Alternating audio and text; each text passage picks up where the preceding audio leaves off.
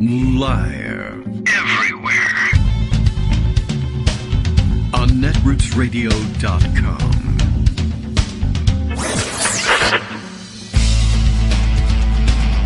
David Waldman. Kagro. In the morning. Now, here's David Waldman. Hey, good morning, everybody. How you doing? It is Thursday, November 23rd, 2023. 223s. Everybody go out and get a lottery ticket. You can't, because the lottery ticket store is closed. It's Thanksgiving Day. That's right. Thanksgiving Day. Well, actually, as we say in America, it's Thanksgiving Day, on which you'll be doing some Thanksgiving, which is the way the Sean Toohey character says it in The Blind Side for some reason. I don't know whether Southern people say Thanksgiving. I'm not certain, but at any rate, that's what you'll be doing today. Thank you very much. Thanks are being given right now to Justice Putnam, who is up at negative 14 o'clock in the morning on the West Coast, although it's a big cooking day, so maybe he had to be up anyway, but he's not been paying attention to the news. Thank you very much. I mean, I think your fatigue is evident at this point. Like, you're taking the day off, so you haven't been reading the news and the morning notifications that everything is A-okay. It's just like, yeah, it's fine. Go ahead. Thank you very much, though, for setting things up for us and for waking up. I wish this was automatic for you, so that you wouldn't have to do that. But it might be time for you to get your turkey in the oven if you're cooking a 90-pounder like most people are. What do I have? How many pounds have we have on turkey? How many? 24. In even 24 pounds of turkey for a large group. What do we, 11 or something like that. So we'll call out the menu items as they go in. It's background noise. I was saying to Justice, if we don't know how long this show is going to go. It won't go more than 2 hours. Maybe we want to do an hour and get the hell out of here. I don't know. We'll see. There'll be the cooking, the background noise, family will be gathering. And I figured the background noise is sort of like the radio version of the Christmas Yule log. We can just leave that on. And if I run into things to say or we need a break, one, I've got a Rosalind McGregor segment ready to go. So there's always that. I don't know whether we'll do that today. I don't know if we'll do it tomorrow. I don't know if we'll wait until next week, although I would like to update you on the continuing soap opera, as she picks up the term. I think I called it telenovela in one of the roundup tweets the other day, and I think we're continuing the theme. The continuing saga of Ottawa County, Michigan, which I think is a great, I like this as a series now, just sort of illustrating the practical effects and impact of Trumpism on the local level and what can happen. It's not always spectacularly bad things. People aren't being dragged off and thrown in jail. It's just, this is the consequences of putting know-nothing idiots in charge of government. So it's been very interesting, and we have that. Also, I could, like I said, just turn on the background noise, and I'll bring the microphone over, and you can hear the sizzle of the turkey. That would work. Okay. So let's see. It is Thanksgiving Day. We have plenty to give thanks for, including, I guess you could turn on the Macy's Day Parade in the background, although then we'd run into copyright issues probably if I stayed silent for long enough. And that's why I have to keep talking, to cover up so that we don't get charged with copyright issues. Although, you know what I found yesterday? YouTube found a new reason to complain about my posting the podcasts there. They didn't take it down, as they sometimes do, because I say things like, hey, the people in January 6th were really crazy and we should do something about them in this country. And then they flag it and say, this is misinformation because our computer heard you say January 6th. Happens all the time. But now they've sort of reverted to, well, we're just going to link to Wikipedia. I told you about this, that will explain the context of what's going on in this podcast, which is, of course, what I was usually doing in the podcast, but whatever. Yesterday, I got a notice that they were going to demonetize that one podcast. Don't fret. They're all demonetized. I mean, apparently 99% of them are monetized, but they don't make any money. So it's nothing to say that one of them is being demonetized. But the demonetizing, in this case was, I think in, saying goodbye to Greg yesterday, we ran a little bit past our outro music, which we use all the time.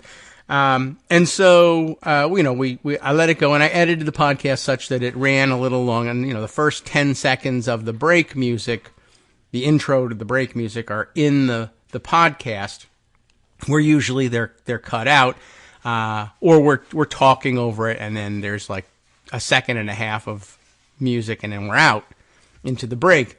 And I guess it's found this 10-second stretch and decided that was copyrighted, although I do think it's supposed to be royalty-free music. It's still copyrighted. So they demonetized that. So, I mean, I guess that's the end of everything. And breaking news, it's a terrorist attack on YouTube. Oh, no, wait a minute. It has nothing to do with terrorism. The top stupid story of the day, I guess, and this is where you come for the top stupid stories of the day, is right after showtime yesterday, there was an incident up on the Western New York Canadian border, Niagara, at the Rainbow Bridge, not the one to Asgard, but the one to Canada. Close. It's the same thing. And by the time, let's see, when we got off the air, it was like a breaking news, a truck has exploded on the bridge, and there's all sorts of chaos and panic, and they've closed all the bridges in the area between the U.S. and Canada, and I think they even at some point said something about the airport in Buffalo. Then it became, well, they were searching all the inbound vehicles to the airport, just abundance of caution sort of situation. So, of course, all caution thrown to the wind by Twitter influencers and the like, and as it happens, the entirety of the right wing and, I guess, significant portions of the Republican Party as a result. As you know, level-headed, all about national security, etc. I happened to see this morning Philip Bump retweeting this and asking a rhetorical question about it, but grabbing Ted Cruz's tweet about it, and of course, panic-stricken about what this actually represented. Maybe we'll read that afterwards, and we'll just catch up with. I got a local report from the Niagara Gazette on what happened up there. There's reports all over the place, but let's use a local source on this, or local-ish, I guess, right? Niagara. Can't get more local than that, I suppose. But you never know. Sometimes you find out afterwards. This is actually published in Niagara, Illinois. Oh, wow, weird. Anyway, high anxiety, but no evidence of terrorist activity. There you go. After fiery crash at Rainbow Bridge. There is a closed quote on activity, but no open quote. So I imagine that terrorist activity was the quote here. Rick Pfeiffer is responsible for the contents of this story, though not necessarily the headline. And it is illustrated with a photo, a still frame, I think, from the security footage at the bridge, approaching the bridge, and freeze frame of the car, not truck, but car involved in what now appears to be a catastrophic accident and not a terrorist attack. And there's a lot that's weird about it, not the least of which is that it's a Bentley, which is rare, and that it apparently is approaching and sort of an S curve, which I guess is supposed to calm the traffic on the approach to the bridge, the gatehouse at the bridge. And this little bit of traffic did not calm, and for whatever reason, just must have hit the curb. You went into the curve, didn't turn, hit the curb at 100 and something miles an hour. I don't know, whatever it takes to catapult this thing into the air. You can see in the background, there's a couple of cars at the gates, and there's an empty road behind it, and some area, a parking lot nearby, and then flying through the air with a vapor trail behind it is this car, which seconds later, I guess, explodes and kills the two occupants. So actually something of a tragic crash, but nonetheless, obviously, an opportunity for American Republicans and right-wingers to go, loony on us and insist this was absolutely, positively, definitely a terrorist attack. We know who's responsible. We were like bombing a country by 4 p.m. if Republicans were in control, which they weren't. So there's a lot that's weird about this. And I imagine a lot of it will be captured in Rick's article here. And if not, we'll fill in the blanks. Federal authorities say they are still looking into what caused the driver of a speeding car to fly over a concrete barrier and an 8-foot-high fence. The guy hopped the fence in a Bentley. Now, I don't think these are built for this, but you really got to see this picture. But it's a radio show. So, yeah, okay, bear with me. Anyway, hopped an 8-foot fence on the Rainbow Bridge entrance plaza Wednesday morning, killing the driver and passenger and leading to concerns of a possible terrorism-related attack. The car pancaked onto the plaza pavement, exploding in a ball of flames and smoke that destroyed a Customs and Border Protection inspection booth. A CPB officer inside the booth escaped the destruction with only minor injuries. Now, I'm looking at this thing. The booth that they're talking about, I want to clarify, it's not these booths at the gate to the bridge. How do they describe it? An inspection booth. I mean, I guess it is an inspection booth, but it looks like there's this large parking lot enclosed by this 8-foot fence, and there is a booth there. It looks like it's the booth like for access to the parking lot, not the inspection booth at the bridge. Maybe if you bring a truck in there, the guy in that booth comes out and inspects the contents of your truck. I don't know. Anyway, but by the way, leave it to Republicans. Yesterday they spent, several hours not only that screaming about this being a terrorism attack, but also screaming about, well, this is what you get with Biden and open borders, and here, look at this picture. And it's like, but that's a guardhouse and a gate. It's not an open border. And yes, there was an officer that was injured, and we're sorry about that, and hoping for a quick recovery, as Ted Cruz is. But he was injured because he was at the border because it's not open. But that's Republicans for you. So, Governor of New York, Kathy Hochul, said late Wednesday afternoon the incident did not appear to be an attempted act of terrorism. Federal authorities cautioned that their investigation was still ongoing. Hochul said she met with investigators from the FBI, Homeland Security, and Bureau of Alcohol, Tobacco, and Firearms before announcing. At this time, there is no indication of a terrorist attack. Let me repeat that. Then she repeated it. I don't have to tell you what she said because you heard it the first time. The governor told reporters that she had just returned from, quote, the scene of a horrific accident that led to a high level of anxiety from Western New York to Washington. Hochul said she had spoken to the White House, FBI Director Christopher Wray, Homeland Security Secretary, the target of murdery trader Green's impeachment efforts, Alejandro Mayorkas. He, of course, heading a different agency entirely than Christopher Wray does, even though she didn't realize that. Along with U.S. Senators Charles Schumer, it's outside of New York and D.C., they say Charles, Kirsten Gillibrand, and Western New York Congressman Brian Higgins. The White House later confirmed that President Biden had been briefed on the incident. Hochul, who had viewed the security camera video from the bridge, described what happened as absolutely surreal. You have to look at it and say, was this generated by AI? Oh, okay, that's a possibility. Because it was so surreal to see how high this vehicle went, and the crash and the explosion and the fire, Kathy Hochul said. I didn't really have to throw the Kathy in there, but okay. The vehicle was basically incinerated. Nothing is left but the engine. The pieces are scattered over 14 booths. It's a large scene, and it's going to take a long time for federal law enforcement officers to piece together the real story.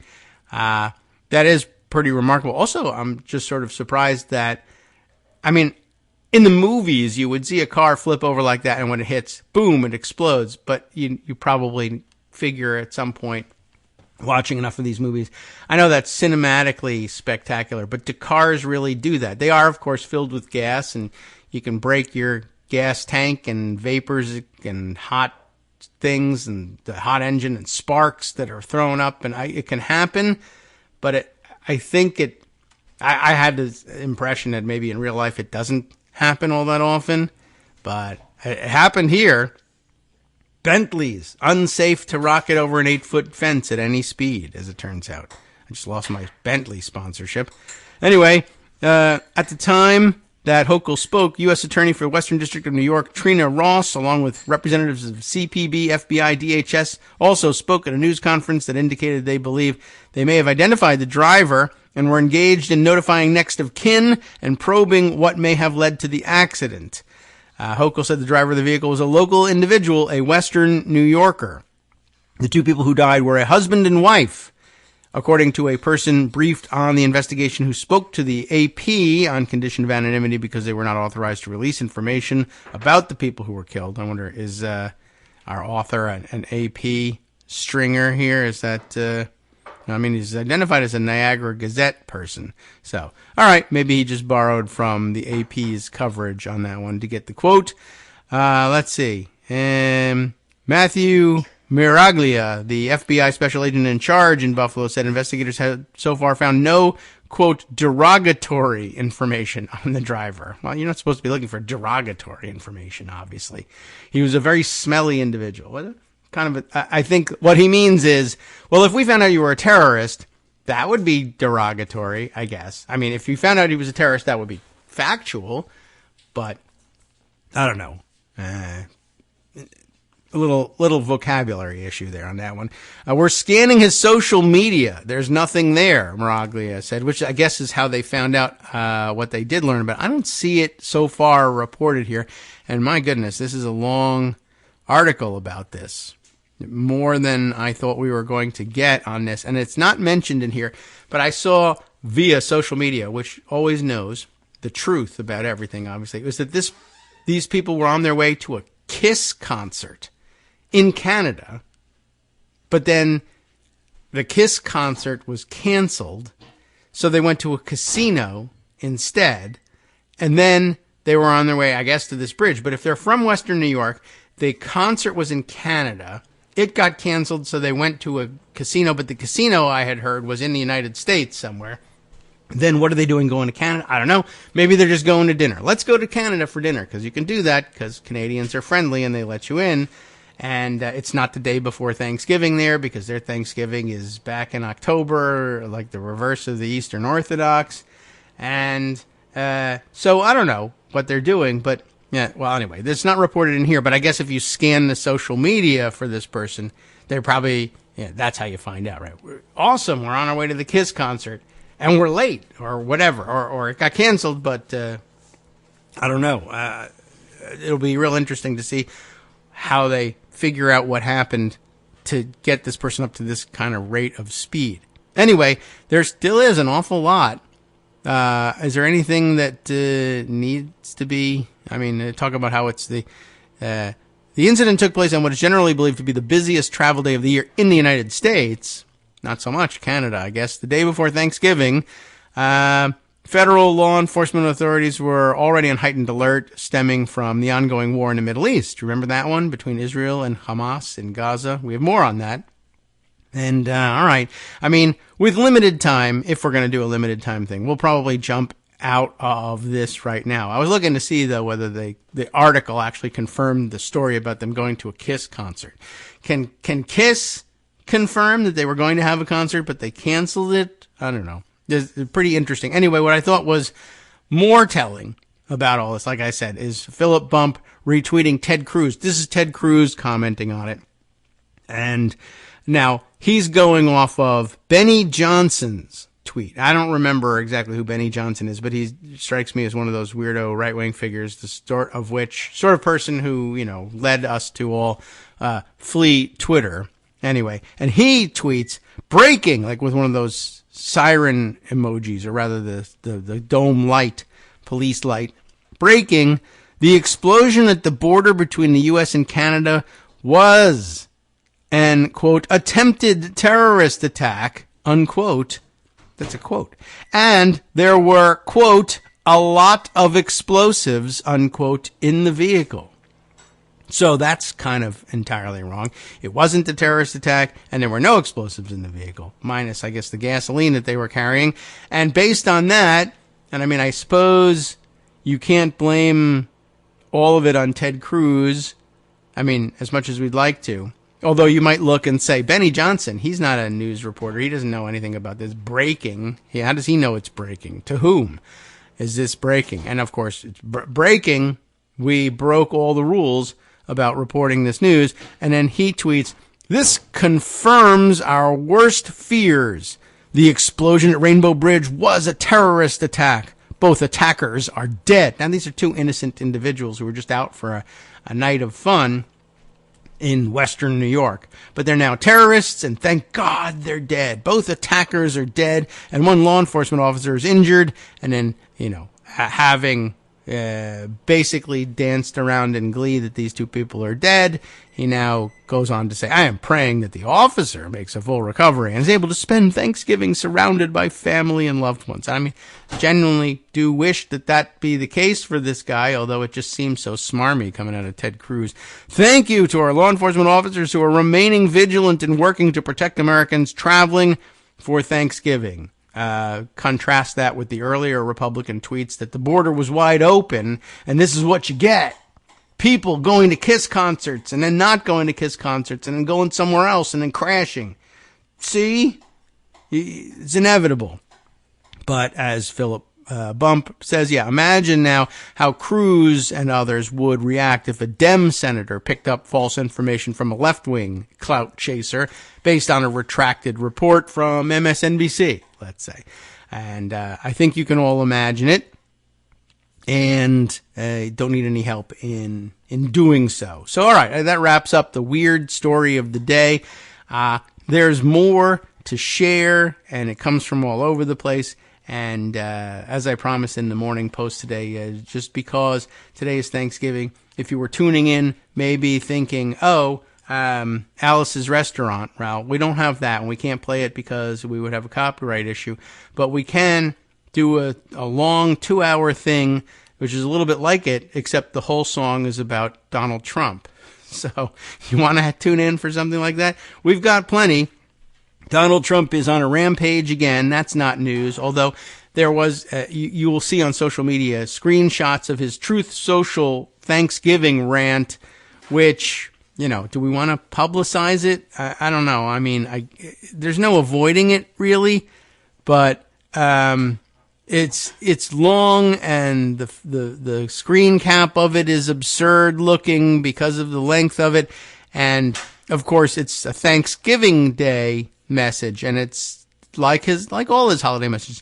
Happy Thanksgiving to all, except the losers and haters who I hate so much, and the crazy judge and the lunatic prosecutor who's terrible and is persecuting me because I'm white or maybe orange, and on and on with all the usual stuff. It's very long, and he's angry about all the prosecutors who are prosecuting him, et cetera, and he's gone off the rails again, and it's no surprise, of course, to anyone. I just saw, Empty Wheel was talking about it just a second ago, or at least somebody picked up what she was saying and retweeted it, threw it in there. Let's see. But there's, of course, the gag orders, which are still, I think, in New York, still technically suspended until all of this appeals are wrapped up. But let's see. She's writing here, before Trump renewed his attacks on prosecutors and judges, this was what everyone was focusing on, the impact of the attacks. Now Trump has succeeded in making himself the center of attention again and disseminating his language in the precise way he wants it to circulate. I guess during the pleadings or the argument on reinstating this or unlifting the gag order, reinstating the gag order that the Judge Engeron, is that right, had him imposed during the case. He and also his clerk are getting, as they describe, 30 to 50, which is a weird range, but 30 to 50 threatening phone calls a day, all sorts of email threats, etc. So they're the target of all of the MAGA outrage, of course, just as was predicted, and just as that's exactly what the judge said he was hoping to prevent with the gag order. But some other judge in New York had the bright idea that, hey, we should have an argument about the First Amendment implications and allow death threats to flow freely until then. And lo and behold, it has happened. 30 to 50 is an odd range. It puts me in mind, of course, of the 30 to 50 feral hogs that once became an internet sensation.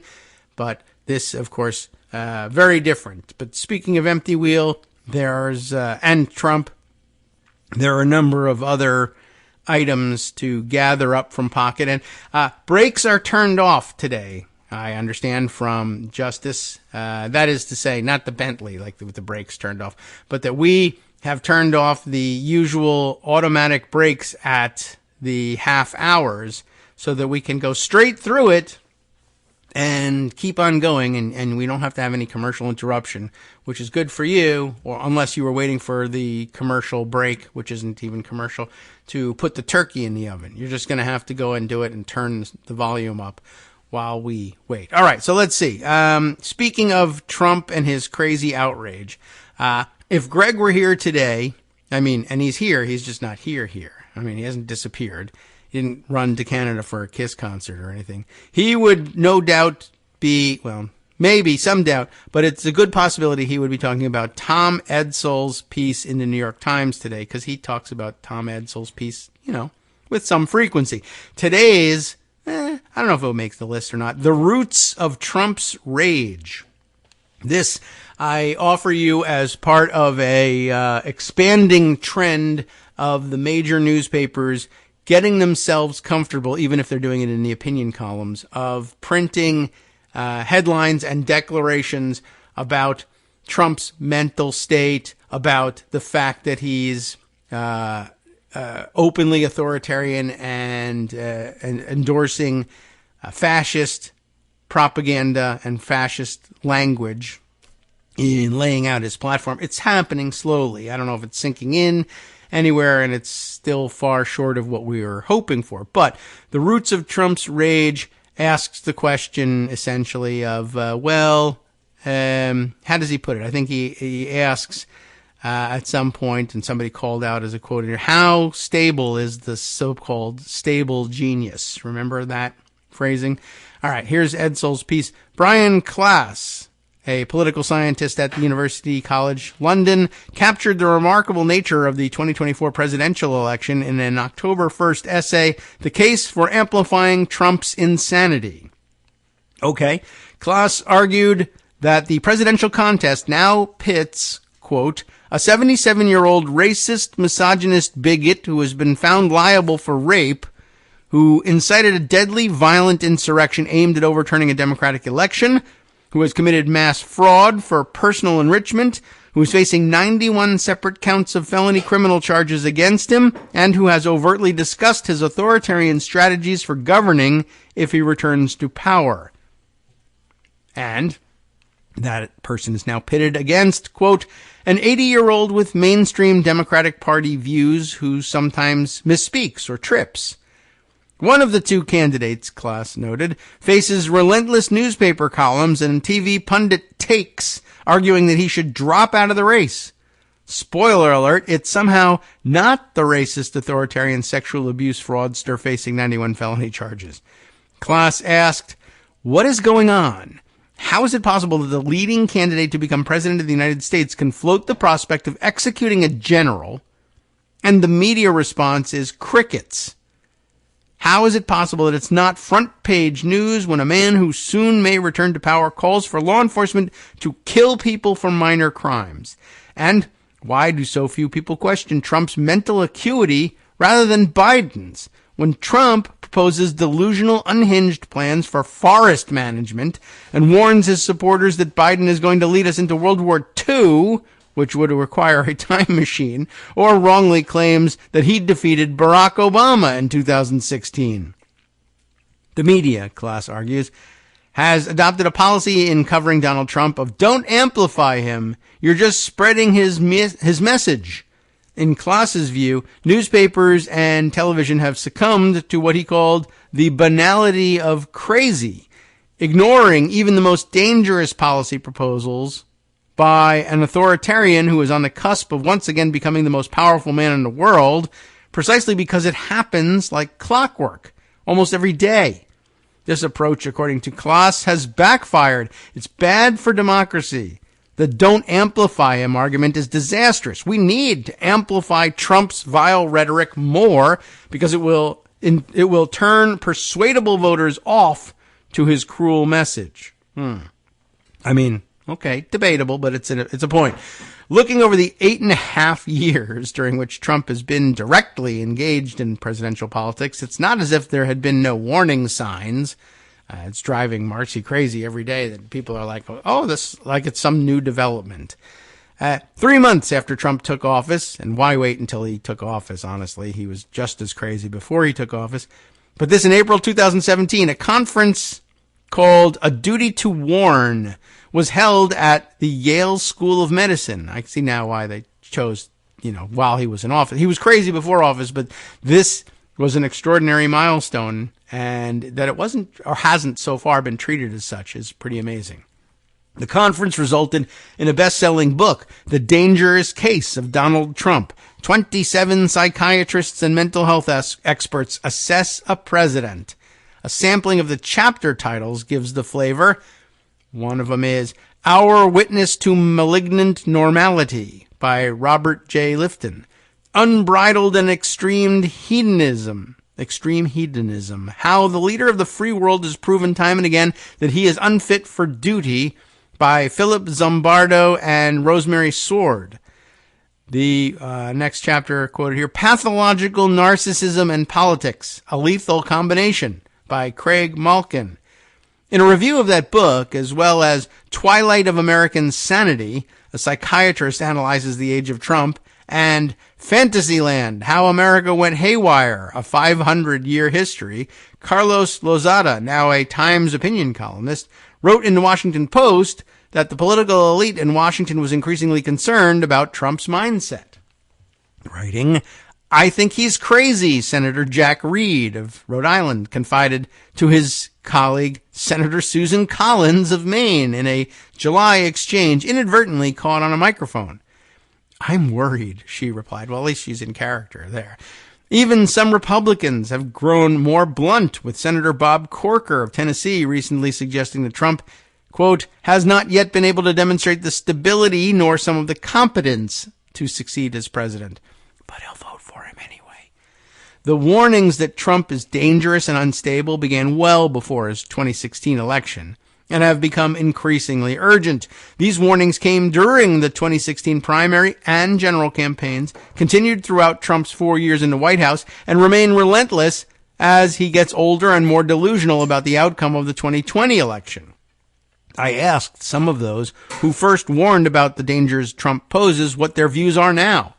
Leonard L. Glass, an associate professor of psychiatry at Harvard Medical School, emailed me, he acts like he's impervious. A very stable genius, in quotes, but we know he is rageful, grandiose, vengeful, impulsive, devoid of empathy, boastful, inciting of violence, and thin-skinned. At times it seems as if he cannot control himself or his hateful speech. We need to wonder if these are precursors of a major deterioration in his character defenses. Glass continued, if you can believe it, there's more. If Trump, in adopting language that he cannot help knowing replicates that of Hitler, parentheses here, especially the references to opponents as vermin and poisoning the blood of our country, we have to wonder if he has crossed into new terrain. That terrain, driven by grandiosity and dread of exposure, e.g. at the trials, could signal the emergence of an even less constrained, more overtly vicious and remorseless Trump, who, should he regain the presidency, through whatever means, I might add, would indeed act like the authoritarians he praises. Absent conscientious aides who could contain him, he doesn't have any of those, as they barely did last time, this could lead to the literal shedding of American blood on American soil by a man who believes he is, quote, the only one, and the one, some believe, is a purifying agent of God, and in whom they see no evil, nor do they doubt. In recent months, Trump has continued to add to the portrait Glass paints of him. In March, he told loyalists in Waco, Texas, not Waco, Texas, that's a good way of reading it, but it's Waco, I am your warrior, I am your justice, and for those who have been wronged and betrayed, I am your retribution. He's like he's writing a new gospel for them. With you at my side, Trump went on to say, we will totally obliterate the deep state. We will banish the warmongers from our government. We will drive out the globalists. And he's reading, obviously, from the teleprompter in this. And we will cast out the communists and Marxists. We will throw off the corrupt political class. We will beat the Democrats. We will rout the fake news media. We will stand up to the rhinos. And we will defeat Joe Biden and every single Democrat. At the California Republican Convention on September 29th, Trump told the gathering that under his administration, shoplifters would be subject to extrajudicial execution. We will immediately stop the pillaging and theft. Very simply, if you rob a store, you can fully expect to be shot as you are leaving that store. I mean, you can, but not necessarily with government intervention. He's going to add to that, of course. Trump has continued to forge ahead, pledging to a crowd of supporters in Claremont, New Hampshire on November 11th, we will root out the communists, again, Marxists, fascists, and the radical left thugs, fascists being radical right thugs, that live like vermin within the confines of our country, that lie and steal and cheat on elections and will do anything possible, including taking over the airports. They'll do anything, whether legally or illegally, to destroy America and to destroy the American dream. Nothing captures Trump's megalomania and narcissism more vividly than his openly declared agenda should he win back the White House next year. On November 6th, Isaac Arnsdorf, Josh Dawsey, and Devlin Barrett reported in the Washington Post that Trump, quote, wants the Justice Department to investigate one-time officials and allies who have become critical of his time in office, including his former Chief of Staff, John F. Kelly, and former Attorney General William P. Barr, as well as his ex-attorney, Ty Cobb, and former Joint Chiefs of Staff Chairman General Mark A. Milley. Trump, the Post noted, dismissed federal criminal indictments as third world country stuff. Arrest your opponent. Then claimed that the indictments gave him license, if reelected, to do the same thing. I can do that, too. A week later, my Times colleague, Maggie Haberman, Charlie Savage, colleagues, obviously, and Jonathan Swan quoted Trump in How Trump and His Allies Plan to Wield Power in 2025. And the quote being, I will appoint a real special prosecutor to go after the most corrupt president in the history of the United States. And he has to tell you who that is because it's Joe Biden, in his view. And the entire Biden crime family. Adding, I will totally obliterate the deep state again. In an earlier story, Haberman, Savage, and Swan reported that Trump allies are preparing to reissue an executive order known as Schedule F, which Trump promulgated at the end of his presidency, but which never went into effect. Schedule F, the reporters wrote, and we should note, never went into effect because the people who it was handed to were like, this is illegal and unconstitutional. Just don't do this. This is stupid. Anyway, Schedule F, the reporters wrote, would have empowered his administration to strip job protections from many career federal employees who are supposed to be hired based on merit and cannot be arbitrarily fired. When the order said agencies should not hire or fire Schedule F employees based on political affiliation, it effectively would have made these employees more like political appointees who can be fired at will. So, to clean the thing up, they put in there, they shouldn't do this based on political affiliations, but wink, wink, whenever the president says you should hire and fire them, you should just do that. But it would be non-political when he does that. They just figured that would work. Schedule F would politicize posts in the senior civil service authorized to oversee the implementation of policy, replacing job security with the empowerment of the administration to hire and fire as it chose, a topic I wrote about in an earlier column. I asked Joshua D. Miller, a professor of psychology at the University of Georgia, whether he thought Trump's vermin comment represented a tipping point, an escalation in his willingness to attack opponents. Miller replied by email, my bet is we're seeing the same basic traits, but their manifestation has been ratcheted up by the stress of his legal problems and also by some sense of invulnerability in that he has yet to face any dire consequences for his previous behavior. Okay. Let's see. Miller wrote that he has, quote, long thought that Trump's narcissism was actually distracting us from his psychopathic traits. It's one on top of the other. I view the two as largely the same, but with psychopathy, is that right? Did we say it that way? Psychopathy, bringing problems with disinhibition, impulsivity, failure to delay gratification, irresponsibility, etc., like a baby. Bringing all that to the table, and Trump seems rather high on those traits, along with those related to narcissism, e.g., entitlement, exploitativeness, pathological lying, grandiosity, etc. I asked Donald R. Lynham, a professor of psychology at Purdue, the same question, and his emailed reply, the escalation is quite consistent with grandiose narcissism.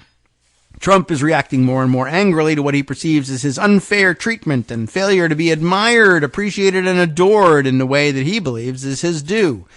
Grandiose narcissists, Lynham continued, feel they are special and that normal rules don't apply to them. They require attention and admiration. He added, this behavior is also consistent with psychopathy, if I've got that word right, which is pretty much grandiose narcissism plus poor impulse control. Most of the specialists I contacted see Trump's recent behavior and public comments as a part of an evolving process. Trump is an aging malignant narcissist. The worst kind. Of course, we're all aging, aren't we? But okay. Aaron L. Pincus, a professor of psychology at Penn State, wrote in an email, as he ages, he appears to be losing impulse control and is slipping cognitively. So we are seeing a more unfiltered version of his pathology, quite dangerous. In addition, Pincus continued, Trump seems increasingly paranoid, which can also be a reflection of his aging brain and mental decline. The result? Greater hostility and less ability to reflect on the implications and consequences of his behavior. So this next time we'll nuke hurricanes after all, and maybe invade Greenland and who knows what else. Bomb Iran. Anyway, Edwin B. Fisher, a professor of psychology at the University of North Carolina, made the case in an email that Trump's insistence on the validity of his own distorted claims has created a vicious circle, pressuring him to limit his close relations to those willing to confirm his beliefs. Actually, as I was reading that, I was thinking about his insistence on the validity of his own distorted claims. That's his defense in some of these cases that are brought against him. You can't prosecute me because I really truly believed I had won the election and it had been stolen from me. And so therefore you can't do anything about it. And it's like, well, but that's the reason we got to do something about it, is because that didn't happen. And if you're running around believing that it did, it's just problematic. If you're just running around, it's problematic. If we're going to give you a nuclear arsenal and, law enforcement authorities, no, I think maybe we want to put a stop to that. But okay. Edwin Fisher writes here, his isolation is much of his own making.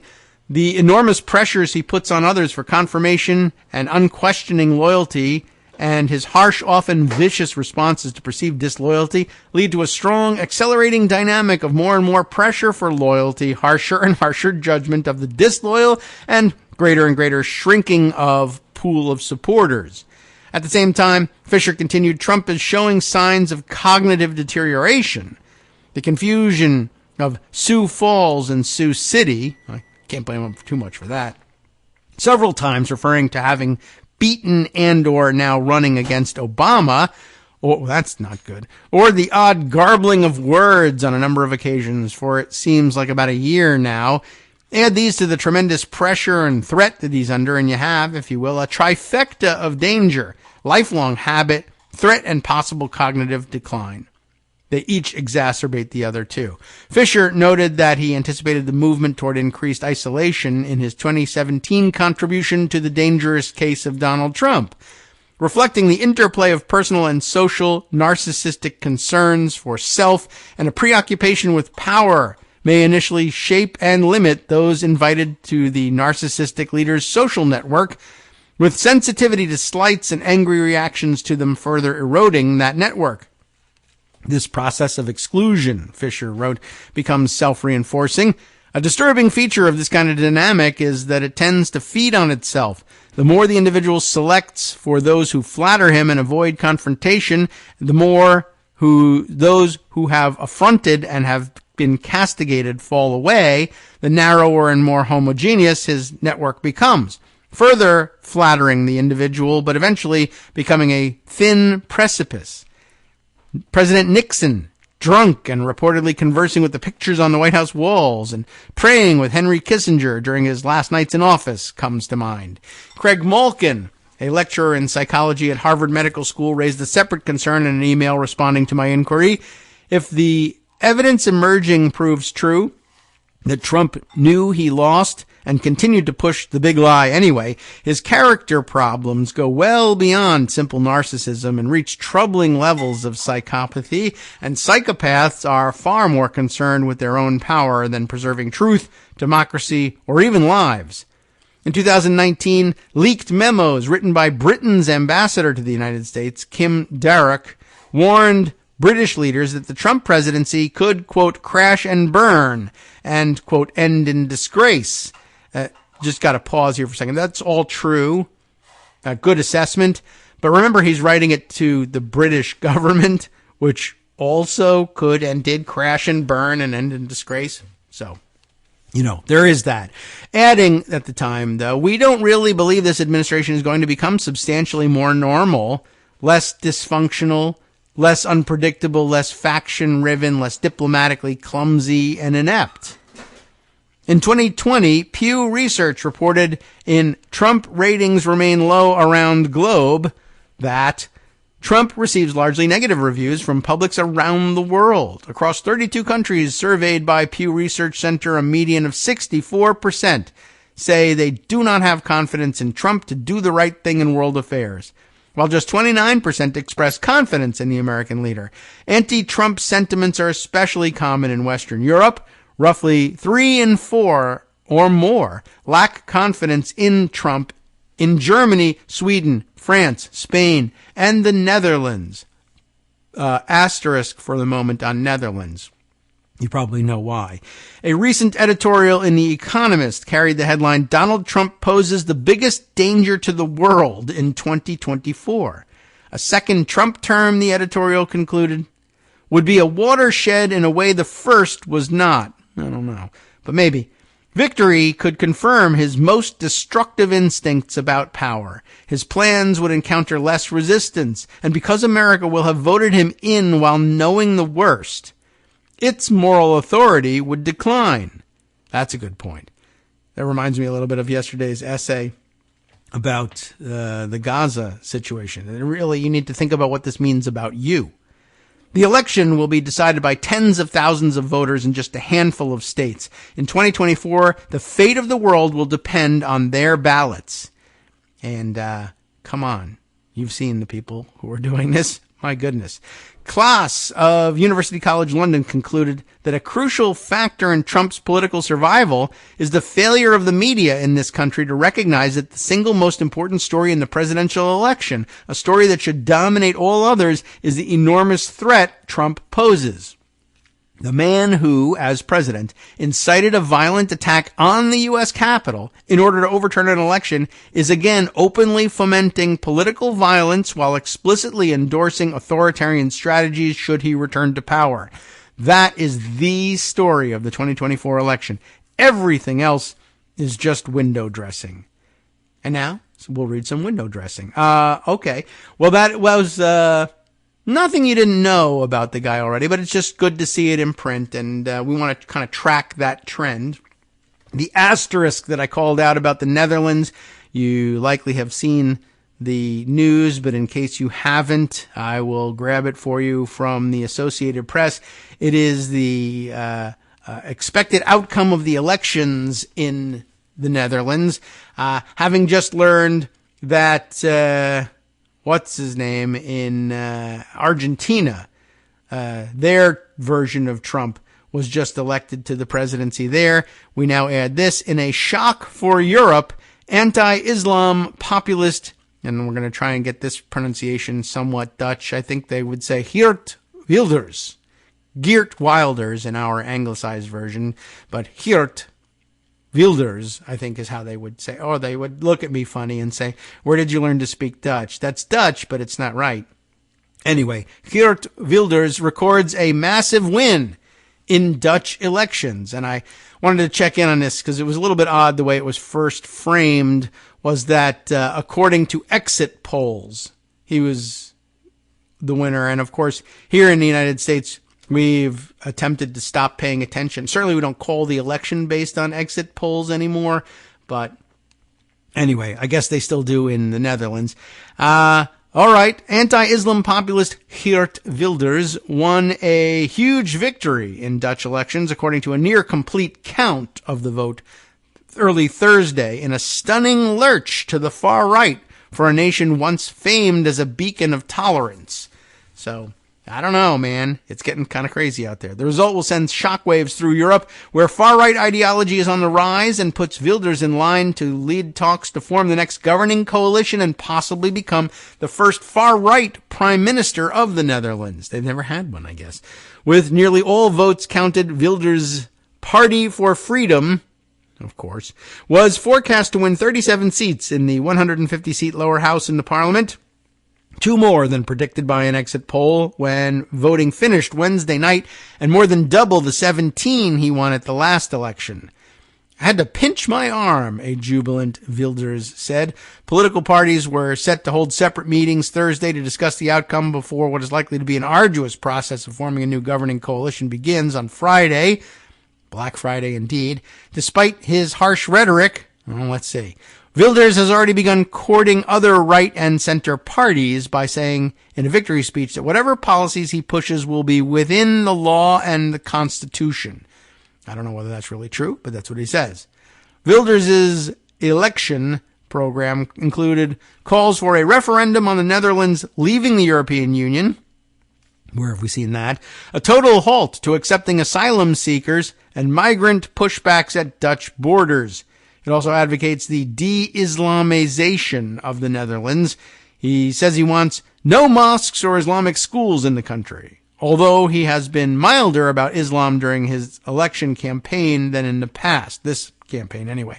Instead, his victory seems based on his campaign to rein in migration, the issue that caused the last governing coalition to quit in July, and tackle issues such as the cost of living crisis and housing shortages. Okay, well, you get the idea here, but we'll have to keep an eye on these things and see, I don't know, what comes of it, if anything, or whether he moderates in any way. But once again, I'm sure happy dances in the Kremlin as more and more Western European countries either magically or just organically start electing leaders who want to disassemble the Western coalition that has grown to keep Russia in check over the past, the entire post-World War II period, really, basically, between NATO and the European Union. So very concerning at that. All right, other things to share with you. There are several. All right, well, we might as well take advantage of the commercial-free format and share as much as we can with you. That's one of the reasons that I decided to go ahead with a live show today, is there's just so much in pocket that was already there, but today, of course, it filled back up again, even before we get to the old stuff. I'm going to take a risk on reading an empty wheel story, because you know how that can go down rabbit holes, but she was distributing via social media this morning updates from what's going on in court. We'll take this. The former president's spaghetti wall assault on the truth is one of our latest pieces here. Donald Trump's team has submitted its reply briefs on motions to dismiss. And I guess there are 3. And it looks like it gets a little bit weedy, but she organizes it this way. There's a motion to dismiss on constitutional grounds, a motion to dismiss on statutory grounds, and of course, a motion to dismiss based on claims of selective and vindictive prosecution. In how many of the cases? We'll see. I don't know. I think she's talking about what's going on. It looks like what's going on before Judge Chutkan at the moment is what is at issue. I reiterate the analysis I have made in 2 other previous posts. These motions plus the motion to strike that Judge Chutkan already rejected. Okay. Maybe I've lost track as I'm speaking of all the different cases that these motions were made in. But taken together, Let's see. They all don't so much attempt to argue about Trump's conduct. Instead, they try to separate out the conspiracies alleged and the mob that was central to it from a claim that Trump has a right to lie, a right to repeat false claims about the 2020 election, no matter how many times those false claims have been debunked in court. And there's a chart here basically outlining that, let's see, he has made a motion to dismiss the cases based on absolute immunity claims, which essentially amounts to the argument that you can't prosecute me. I'm the former president. I have absolute immunity. He also, on constitutional grounds, says it's unconstitutional to prosecute me for lying. Can't do that. Statutorily, his team claims you can't prosecute me. No one in government actually believed my lies. Therefore, let me go. There's also the argument you can't talk about the way I mobilized a violent mob because you didn't charge me for mobilizing a violent mob. That a motion to strike inflammatory allegations is how they styled that one. There's also the argument, since I don't have anything to do with that violent mob that obstructed the vote certification, you can't charge me for obstructing the vote certification. And finally, arguing in effect, sure, you've prosecuted over 300 people for some of these crimes, but prosecuting me too is selective prosecution because, I don't know, because you could be prosecuting Hunter Biden for his dick pics, as she says here. I mean, all right, does any of this make any sense? But this is all things being claimed in court by actual lawyers who could be disbarred for all of this.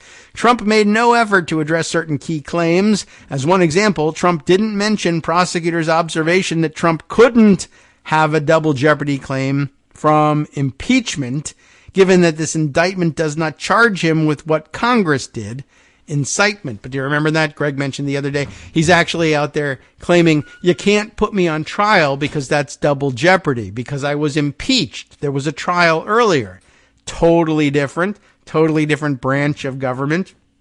And of course, explicit in the Constitution that officials impeached by Congress still remain subject to criminal prosecution afterwards. It actually says that in there. But he says, no, it doesn't. Perhaps recognizing what I pointed out here, Marcy says, that Trump had simply ignored the way in which he used the mob to obstruct the vote certification, he includes a new section in it, but it was lifted from his reply brief on the motion to strike that already failed. And there's a lengthy quote from it here. Let's see. Does it make sense to read how he's pleading here? The prosecution next repeats its false claim that President Trump, quote, directed a large crowd of supporters whom he knew to be angry based on his election fraud lies to go to the Capitol and obstruct the proceeding. But the indictment does not charge President Trump with any responsibility for the events of January 6th, and rightly so. As set forth in detail in document 156, whatever that may be, President Trump encouraged the crowd marching to the Capitol to peacefully and patriotically make your voices heard and to cheer on our brave senators and congressmen and women. President Trump made clear that he expected to watch the electoral certification proceedings take place as planned that day. And President Trump repeatedly denounced destruction of monuments and other symbols of American democracy, and he reminded the crowd that criminal penalties he signed into law for such action were in place, I guess. Okay. So that's the pleading. I have said before you shouldn't destroy statues and monuments. So obviously that means the Capitol as well. So like don't go smear feces on it. And it's an interesting claim. I didn't obstruct, and I didn't mean to obstruct the reading of the counting of the electoral vote because I planned to watch it that day. Well, you plan to watch members of Congress obstruct the real reading and read the fake ones instead and certify those, which is to say you plan to obstruct the actual reading and counting. But he doesn't really grasp that, apparently. All right. Well, at any rate, I'll just say I'll sum up with their closing paragraph here because, like I said, it gets a little weedy, and to simply link to previous articles. I mean, it's good if you've been reading all along. It's the same as usual. It's Marcy's style here. But perhaps unsurprisingly, I came away from a quick read of these filings exhausted. The exhaustion deliberately cultivated by the gaslighter. I could and still might go back and unpack every one of the gimmicks his attorneys have thrown at Judge Chutkan like spaghetti at a wall, but ultimately it amounts to a demand that Trump be treated not just as above the law that the hundreds of his mobsters have already been held accountable to, but also above the truth. And, that's about as good a summary as you're going to get from things. He's filing 15 different motions to dismiss, all of them on fake theories and upside down readings of the facts that are in evidence. All right, let's see. A couple other things I thought I would add to the picture. Why not add this one? This seems like something you're going to want to have on background. Bloomberg reporting this one. You remember Harlan Crow and how crazy and weird he was, and how he came from a family of crazy and weird billionaires, etc.? I don't know if I'm going to be able to read this one now that I look at it, unless I can. No, it skips through the pocket version and sends us straight to. So they have a pretty good functioning firewall. But I'll just point this out. So Harlan Crow is the son of billionaire Texas real estate developer Trammell Crow. But there's a Trammell Crow Jr. out there, and it's his brother. And I just thought we'd throw that one out there. As Harlan Crow works hand in glove with Trump and other similar wackos and the Clarence Thomases of the world and the other various right-wing figures who, of course, slyly, Clarence Thomas and his wife Ginny, of course, who slyly and less slyly hint that the Democratic leadership of this country and the deep state are full of vampire pedophiles and sex traffickers, etc., etc. We should just point out that Trammell Crow now to face a sex trafficking suit because, of course, every Republican accusation is a confession. So we can read you this much. There's bullet points underneath that headline. Judge denies Crow's request to dismiss claims of sordid ring.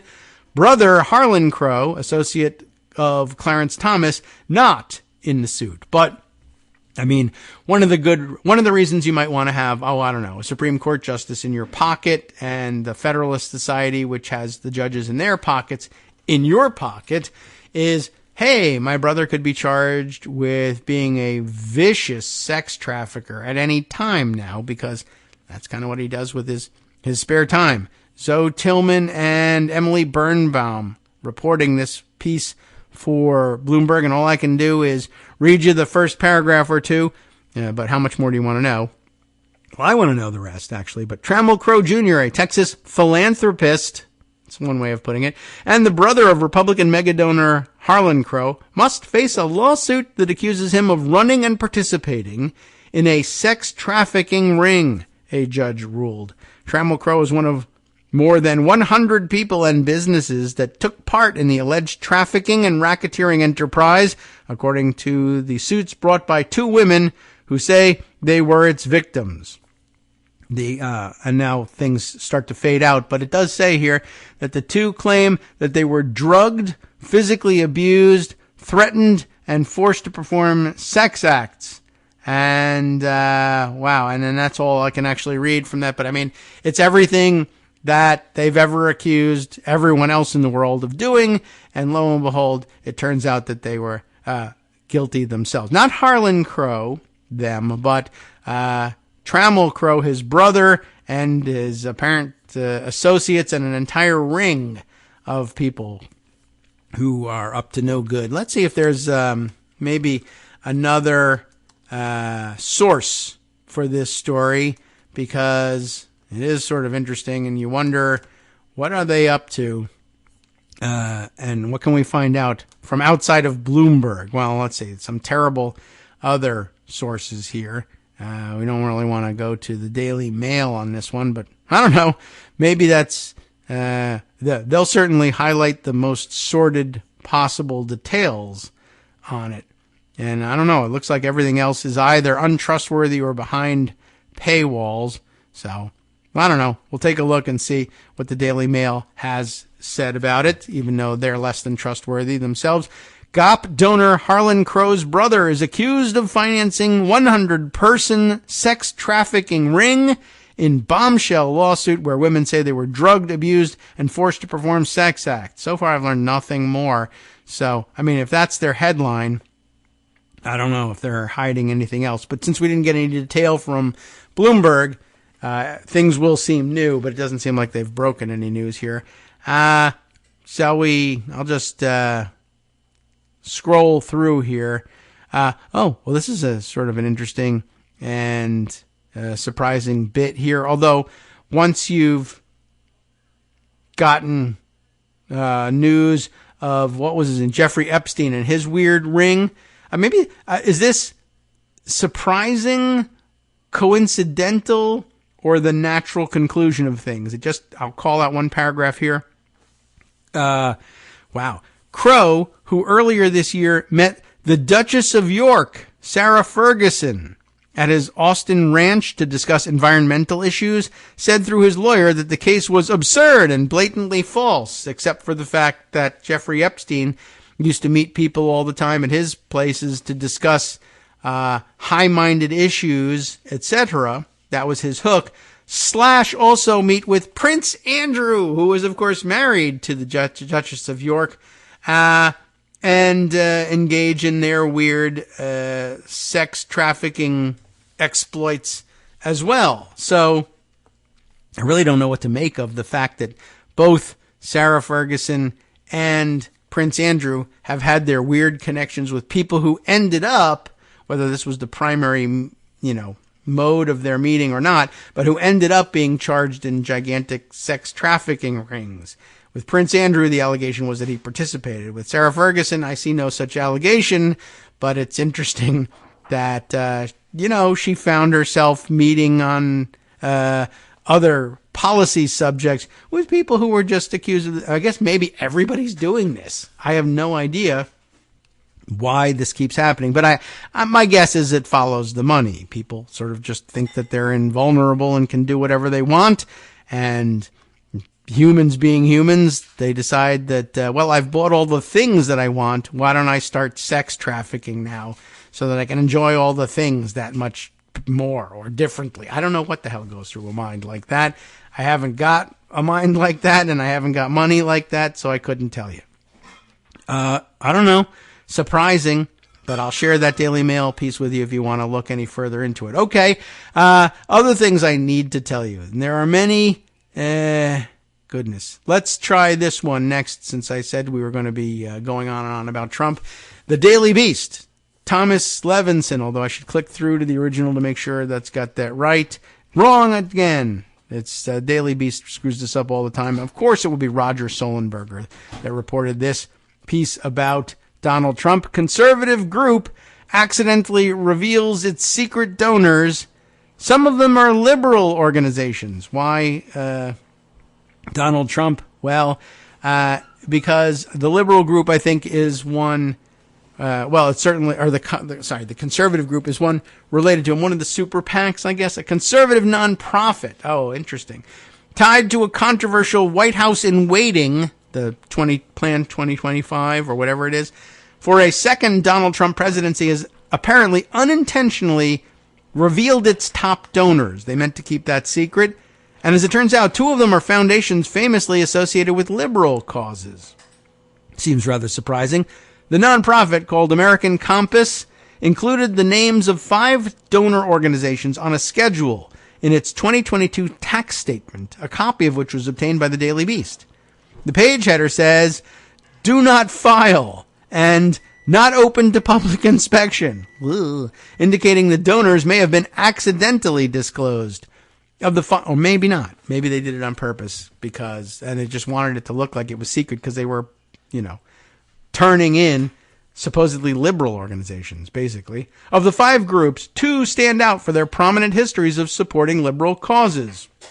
The William and Flora Hewlett Foundation, and the Omidyar Network Foundation. According to the tax statement, the Omidyar Network has contributed a total of $400,000 to American Compass since 2020. In reality, it says here parenthetically, Omidyar has donated $500,000, including forthcoming installments. The Hewlett Foundation, a longtime supporter of National Public Radio, has accounted for more than 1/3 of American Compass's total public support, giving a combined $1,486,000 over the same period, with an extra $475,000 dose this January. That's more than Hewlett gave to NPR or the Planned Parenthood Federation of America in the same time frame. Why? What's going on? The donations are striking because American Compass is a partner organization in Project 2025, a controversial right-wing think tank that has been building the policy and personnel firmament for a second Trump administration. Project 2025 is an arm of the Heritage Foundation, and it has been criticized for its hard-right authoritarian agenda, including dehumanizing rhetoric towards the LGBTQ community, re-upping Trump's attempt to include citizenship on the census, leveraging the power of the Justice Department to crack down on critics, and a potentially unconstitutional plan to sic U.S. troops on domestic protesters. Project 2025 backers include xenophobic Trump advisors Stephen Miller and Steve Bannon, as well as Christian nationalist and former Trump budget chief Russ Vought, one of the group's top advisors.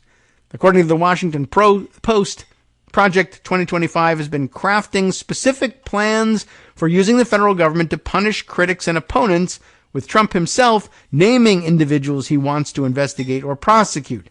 The group is also drafting plans to potentially invoke the Insurrection Act on his first day in office to allow him to deploy the military against civilian demonstrators. Civil demonstrations is what it really says, the Post reported. American Compass, whose specific political allegiances lie with the so-called New Right, as they call themselves now, not the alt-right anymore, boasts other ties to anti-democratic pro-Trump luminaries. For instance, the address on its tax filing is inside the Conservative Partnership Institute, which employs Trump's former chief of staff, Mark Meadows, and political attorney Cleta Mitchell, there she is again, another architect of Trump's potentially criminal plot to overturn the 2020 election. CPI is another key force behind Project 2025. That pro-Trump agenda is all the more jarring when contrasted against American Compass's top supporters, the Hewlett Foundation and the Omidyar Network. And does the name ring a bell for you as it does for me? We'll get to that.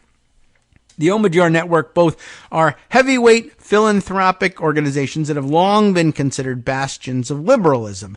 The Omidyar Network, and it's Omidyr, by the way, founded by former tech mogul Pierre Omidyar, yes, has poured money into Democratic dark money groups and spends enormous resources promoting pluralism and fighting racism globally.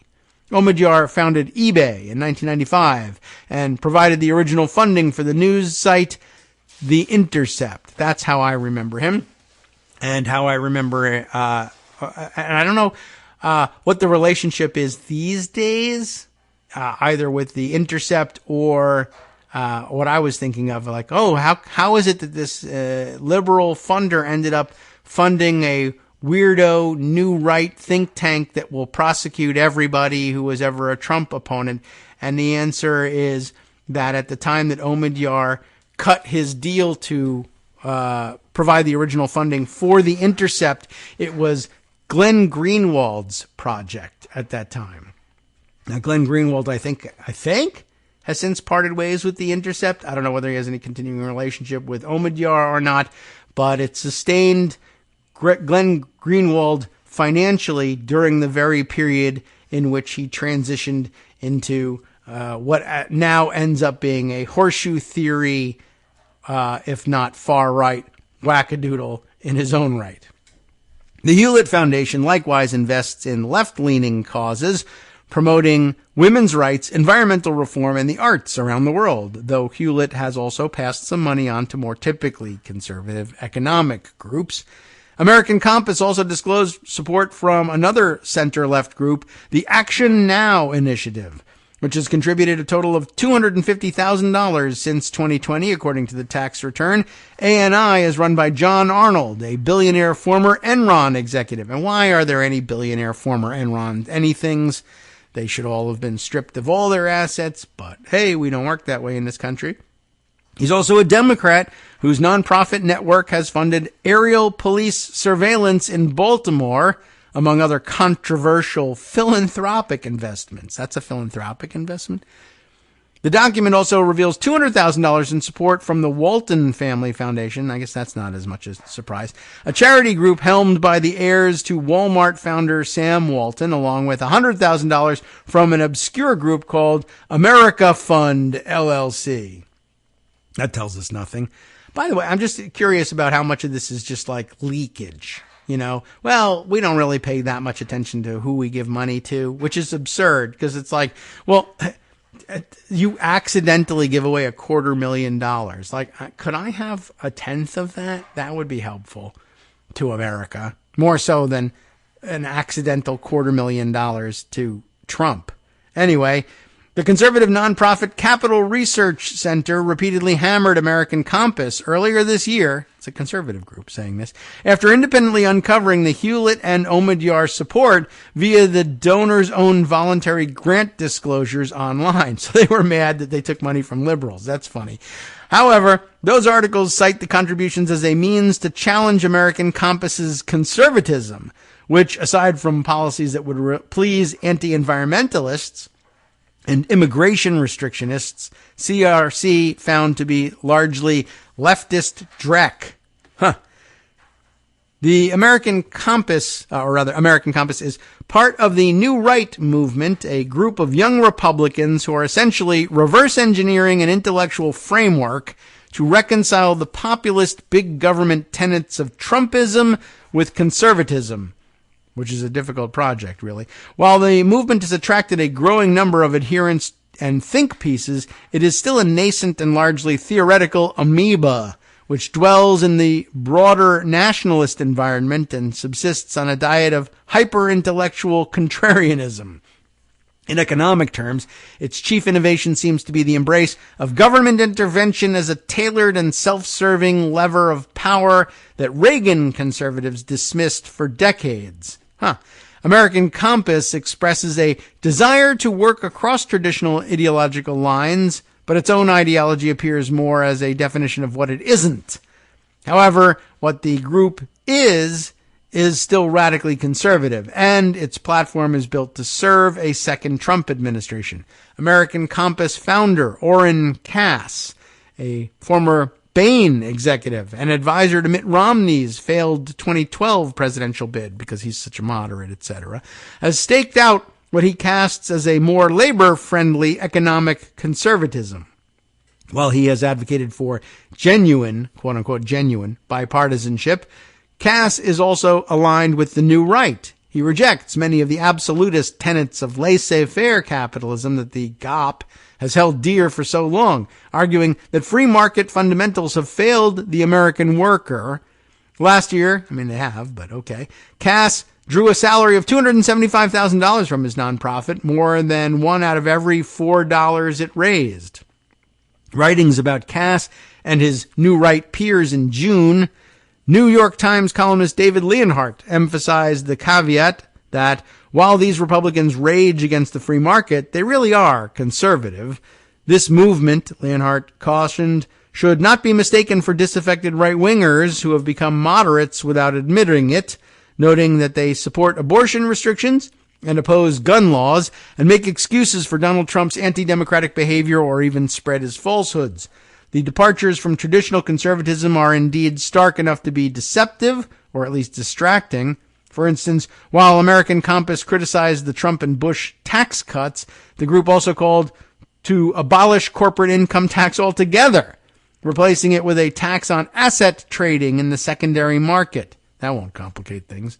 But the rhetoric has apparently been good for fundraising. In 2020, the group's founding year, Cass trashed free market absolutism in a Hewlett Foundation interview.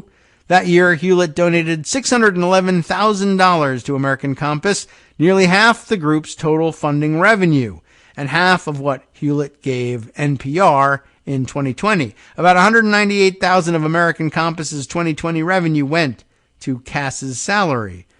While Cass delivers sharp, almost heretical rebukes of historical conservative economic principles, he also carries conservative banners, for instance, cultural and economic criticism of college education and student debt relief, for instance. He and his new right cohort are not inclusive, pushing a fierce nationalism with an illiberal agenda of its own. Senators Josh Hawley, Tom Cotton, and J.D. Vance are all seen as flag bearers. That position has been most broadly articulated by a group called American Moment, a conservative nonprofit that is close with Cass and has featured him in its lecture series. American Moment's board includes hard right up-and-comers like Ryan Girdusky, I don't know him, and anti-LGBTQ activist Terry Schilling. The board also has strong ties to the right-wing Claremont Institute, or this says Claremont, but I think they might, if they mean the Claremont Institute, I think we know that one. And of course, that would be John Eastman's home. But, okay, as analysts unravel Project 2025's 902-page Mandate for Leadership, they've found something of an underlying Christian nationalist manifesto. We'll continue on here. In response to a comment request, an American Compass spokesperson referred the Daily Beast to the author's note on page 616 of the Mandate for Leadership, which throws special mention to Cass. The spokesperson also provided a link to a series of posts on Twitter where Cass singled out some of his contributions in April when the mandate was first published. Cass was thanked for his input on Project 2025's labor platform, which itself was written by an American Compass advisor. The Daily Beast reached out to 5 donor groups for comment. The Action Now Initiative and America Fund LLC did not respond. The Hewlett Foundation did not reply either, though the group has explained its donations online, stating that American Compass is, quote, working to restore an economic orthodoxy that emphasizes the importance of family, community, and industry, eschewing growth for its own sake, and in favor of widely shared economic development that sustains vital social institutions. It does not. A Walton Family Foundation spokesperson provided a statement explaining that its grant, supports work to highlight initiatives connecting young people to careers and jobs earlier in their K-12 schooling experience. What does that have to do with any of what they're working on? I don't know. The Omidyar Network Foundation apparently told the Daily Beast, we would encourage you to reach out to American Compass directly for comment. They did. On the pro-worker elements they were able to advocate for related in Project 2025, the spokesperson did not reply to follow up seeking specific comment on American Compass's affiliation with anti-democratic groups and ideologies that appeared at odds with Omidyar's historical support for inclusive global development. In reality, Project 2025's labor platform appears to reflect Trump's own identity crisis. He says he supports unions, a nod to political necessity, but his actions reveal otherwise. And Project 2025's own proposals appear sharply at odds with Omidyar's broad pro-worker cast. For instance, the group states that federal organized labor is incompatible with Trumpist policies, and its labor platform has been roundly criticized by organizations and journalists with pro-worker bona fides. The labor policies in the original Mandate for Leadership were written by American Compass advisor Jonathan Berry, a former top official in Trump's Labor Department. Other American Compass advisors include Trump's first Attorney General, Jeff Sessions, Trump's tariff war mastermind, Robert Lighthizer, Democratic Hawley fan Matt Stoller. I didn't realize he was a Hawley fan. Wow. And anti-porn crusader Patrick T. Brown. What a collection. While some proposals in the abstract bear a pro-worker rhetorical veneer with cross-partisan appeal, the intentions and ultimate goals that inform those proposals, together with a handful of seemingly outright anti-labor policies, belie a more subversive agenda. Mother Jones reported that the policies would gut worker protections. John Arnold, head of the Action Now Initiative, a top American Compass donor, has drawn criticism for retirement reform that would gut public employee pensions.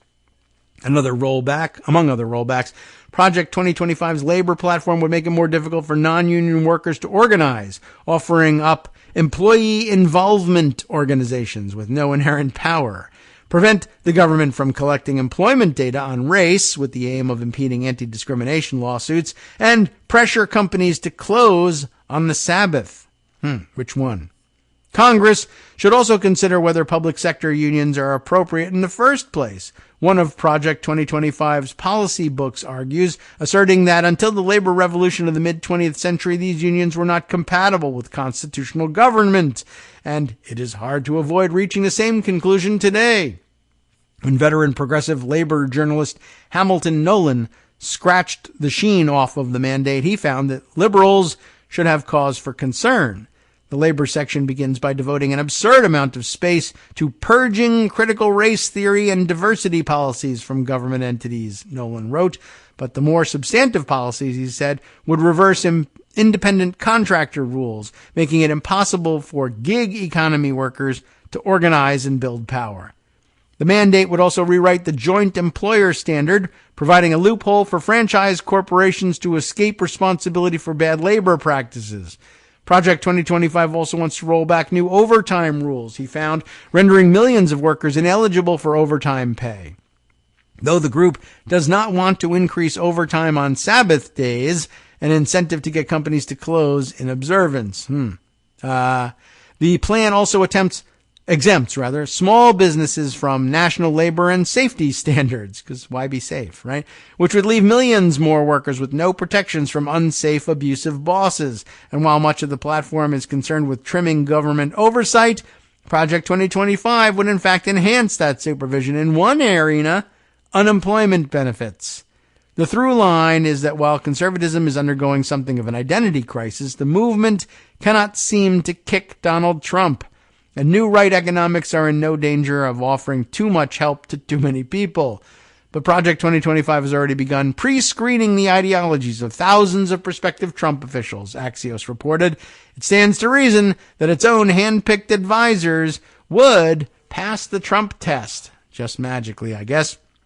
And I guess that's their way of buying entree into a second Trump administration, even if they have otherwise a liberal background. If they're willing to endorse certain illiberal principles, they can have a seat at Donald Trump's table.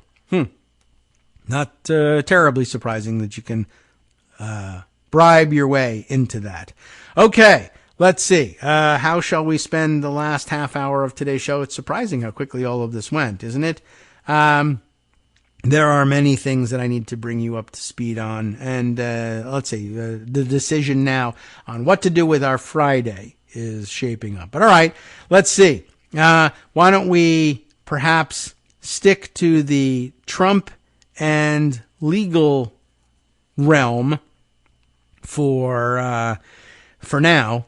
And let's see, which direction shall we go? How about this one?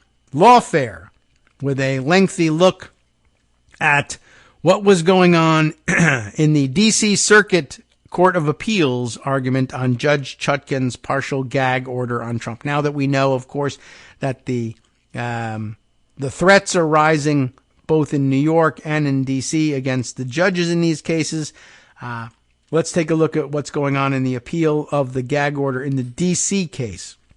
3 appellate judges, 2 hours, and a First Amendment conundrum. That's actually quite clever as headlines go. Hyamin Han is the author of this piece for Lawfare from Tuesday. The D.C. Circuit arguments on Judge Chutkan's partial gag order on Trump. Let's get weedy with the last half hour, shall we?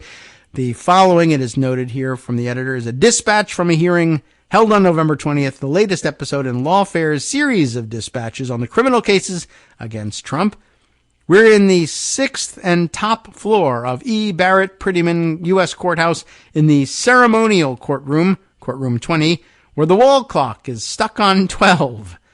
That's the setting. The room is wide and the ceiling is high, and white marble figures of Hammurabi, Moses, Solon, and Justinian are mounted on the marble wall above the judge's bench. Even though the room is filled with 90 people today, it doesn't feel crowded.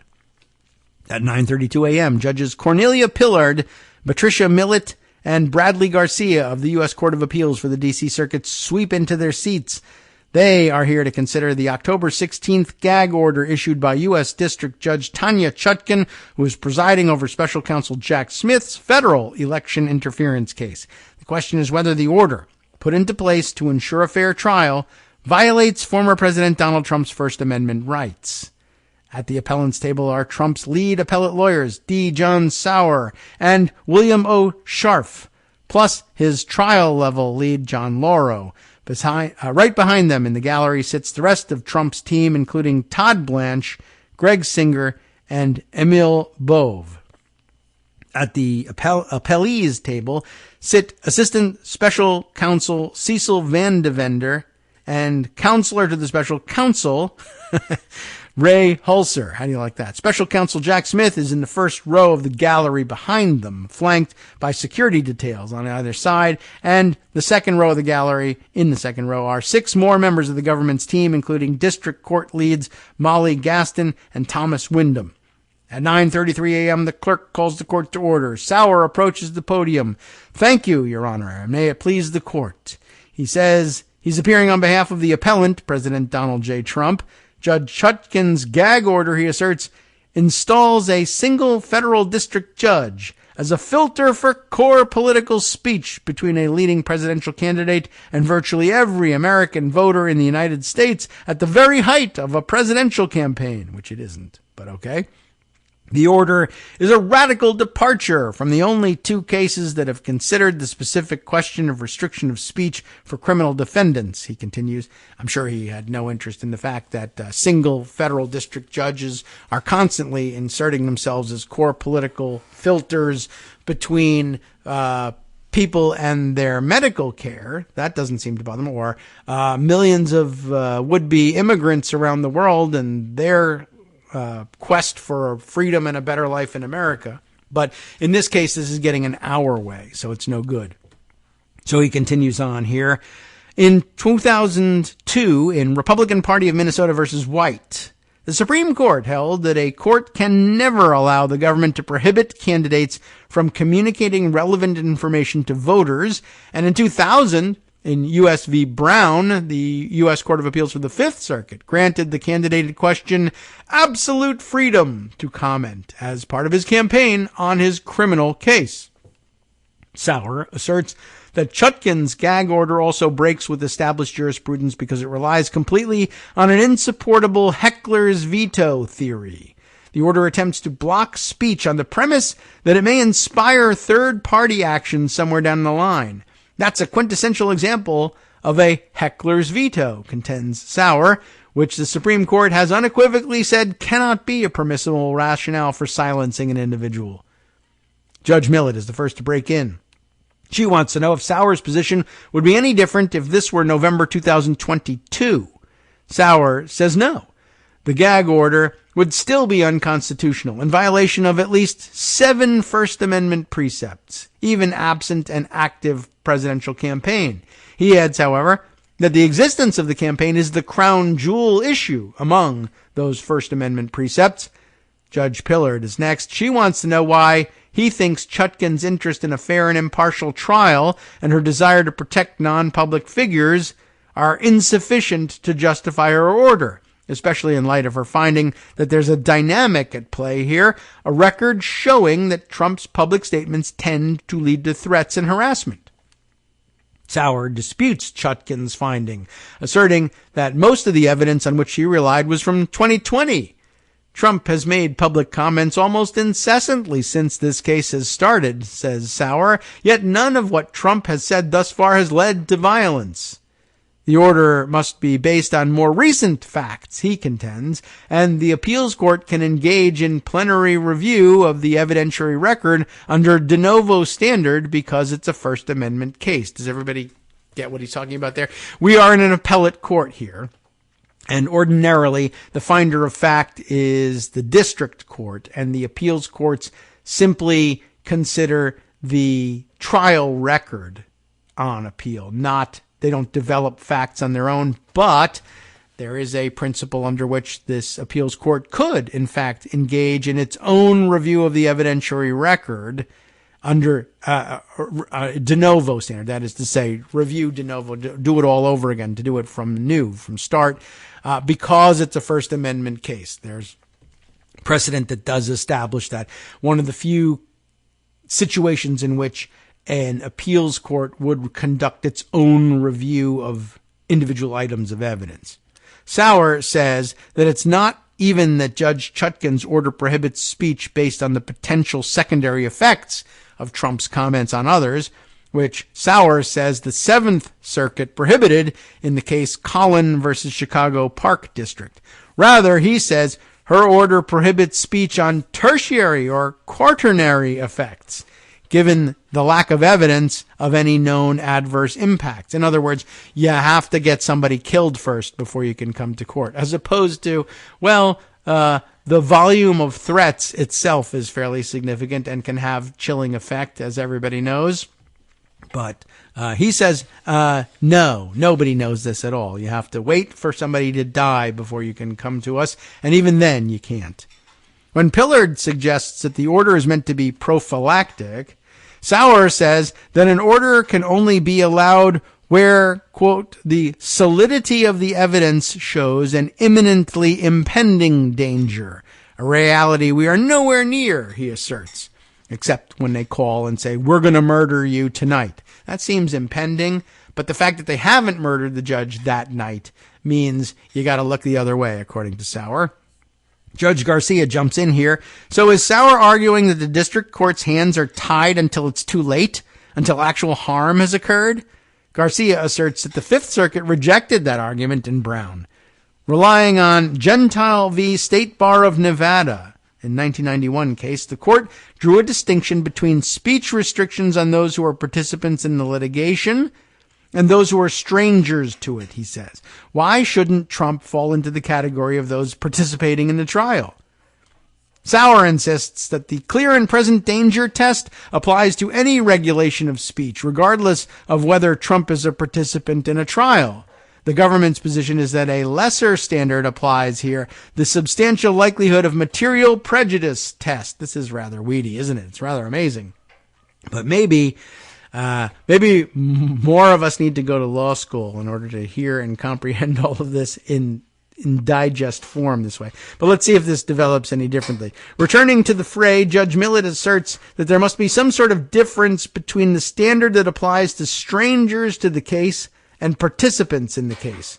For the next few minutes, she and Sauer volley back and forth about whether there's a standard between the clear and present danger test that Sauer thinks always applies and the substantial likelihood of material prejudice test the government is championing. But Sauer holds his ground. That's his job. Judge Millett then tries a different tack. She wants to know if Sauer concedes that a trial judge can constitutionally limit a defendant's speech in any way beyond what's already limited by criminal laws, like the witness tampering statute. She notes that the Supreme Court's conception of even the clear and present danger test is still that it's a balancing test that requires consideration of the weighty constitutional interests in protecting the integrity of a criminal trial, as well as the First Amendment interests of the defendant. Sauer responds that Brown guarantees the defendant absolute freedom on core political speech. So there's no balance, says Judge Millett. She adds that calling it core political speech begs the question of whether it is, in fact, political speech or whether it is speech aimed at derailing or corrupting the criminal justice process. That's the big problem. Sauer responds that Trump's campaign speech is inextricably entwined with freely responding to the entire election interference prosecution. It is, in other words, a key part of his platform that he be able to disrupt the criminal justice system when it applies to him. There you go. Judge Pillard, and I added that part, but that's what he's saying. Judge Pillard and Millett then ask a series of questions that explore the differences between the restrictions on Trump's speech already imposed by his conditions of release, which he has not challenged, and those added by the gag order. The conditions of release forbid him from speaking directly to known witnesses, for instance. So if Trump phones a known witness and says, "Good patriots don't work on the government's behalf," which is an odd thing to say about patriots, Millett says that would violate the conditions of release. Sauer concedes that it would, and that the condition of release would be constitutional. So what if, Judge Millett asks, we move to the debate stage and he says essentially the same thing there. Remember, witness X, good patriots don't work on the government's behalf. What if that happens? Sauer says he'd need to know about the context. I've given you the context. All you need to know, Judge Millett says sharply. If he does it over the phone, she says to him, you've already said that he's prohibited and it's not a violation of First Amendment rights. If he says it with a megaphone, knowing that the witness is in the audience, what then? Finally, Sauer agrees that would also likely violate the conditions of release. Well, what if he says the same thing on social media, says Judge Millett. Now she's getting closer to protected core political speech, Sauer says. Okay, what's the answer? Judge Pillard interjects, doesn't it have to be the case, as Judge Millett said, that it's a violation of Trump's conditions of release, even if this statement is on social media? Legion are the cases that say there's no right of a criminal defendant to try his case in the media, Pillard says. That's what the court is for. She acknowledges some substantive overlap between what Trump wants to say while campaigning and his ability to comment on the prosecution's case, but he thinks that Trump still can't, say, attack witnesses openly. Sauer parries that there's not just some overlap, but complete overlap between the issues presented by the prosecution and the issues of the political campaign. Judge Pillard asks how an attack on court staff constitutes a legitimate overlap with the issues of the Trump campaign. Sauer says Trump's entitled to comment on potentially biased court personnel. Pillard returns to witnesses. Can't there be a prophylactic order aimed at preventing threats to them? Well, what is described as a threat here is core political speech, Sauer responds. It's rough and tumble. It's hard-hitting in many situations, but it absolutely is core political speech. All the examples used to justify Chutkan's orders are instances of speech directed at public figures from the highest echelons of government, from the former vice president to the former attorney general to the former chairman of the Joint Chiefs of Staff. That idea, or the idea that their testimony would be influenced by Trump, says Sauer, is not compelling. I don't know about that, of course, since he's singled them out for execution. That seems like it might be. Judge Garcia now turns to a new topic, vagueness. What's an example, he wants to know, of something Trump wants to say that he's not sure whether he's permitted to or not? That's a good question. Sauer says he doesn't know how to counsel Trump about whether he can say Department of Injustice or crooked Joe Biden. Garcia protests that these are exactly what the court did allow Trump to say. But Sauer persists. He says, even with those specific examples, he's not sure how he might advise a client on what is or is not allowed to know when one is going from the safe harbor of the general to the forbidden. Garcia nods as Sauer speaks and tells Sauer that he appreciates this argument. Sauer asserts that the order is especially vague as to what it means to target someone.